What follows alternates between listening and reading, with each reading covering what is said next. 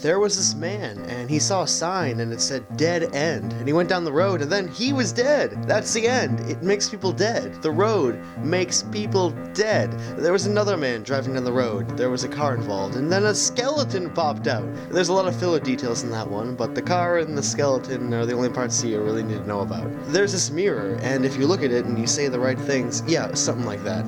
Once upon a time, there was this radio, and if you turned to the one station, then you died. And you just did. You turned to the station of the story, and now you're dead. You're a ghost, and you have to haunt the radio station until somebody else turns to it, which will never happen because it was an AM radio station. Why are you listening to an AM radio station? There's this creepy old instrument, and if you listen to a song in it, then in everything that you do, you suck. Unless you already suck, at which point I guess you were just normal or okay. I didn't really think this one through that well. In any case, there was this guy, and he hated dogs. Then one day he died, and he came back as a ghost of a dog, which is kind of ironic, but mostly just fitting. He hated dogs. What an asshole. Anyways, there's this set of cursed swords, and you know what? Isn't that good enough? I mean, that's kind of cool in its own right. Anything we try to do to follow up the story is just gonna ruin it. That's like this time there was this guy, and he's a jerk, and nobody likes him, and he wound up dead. He fell down a well or something like that. Nobody's really surprised or upset about it. They all figured he just shit the bed someday. A box came in the mail, and the woman who got it opened it, and there was a ghost inside. It was haunted, the box it was. Switch it up that time. It was a woman, not a man. Equal opportunity haunting. He was a ghost, she was a ghost. They're all mostly ghosts. There's a pattern developing here in case you didn't notice. Just like how there's this guy, and then he's in a graveyard, and he looks down at a tombstone, and the epitaph reads, "You!" And it was true, you're dead. It was you. Now you're dead. You're dead, you.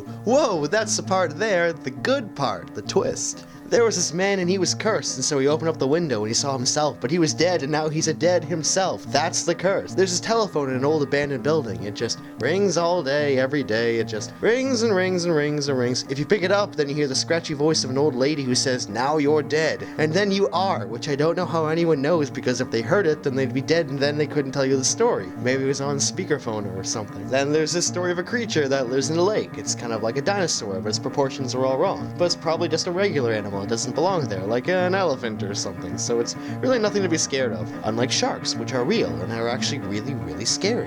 It's actually pretty smart to avoid sharks, but the creature wasn't a shark. But if that's the case, then who was Phone? Who the fuck was Phone?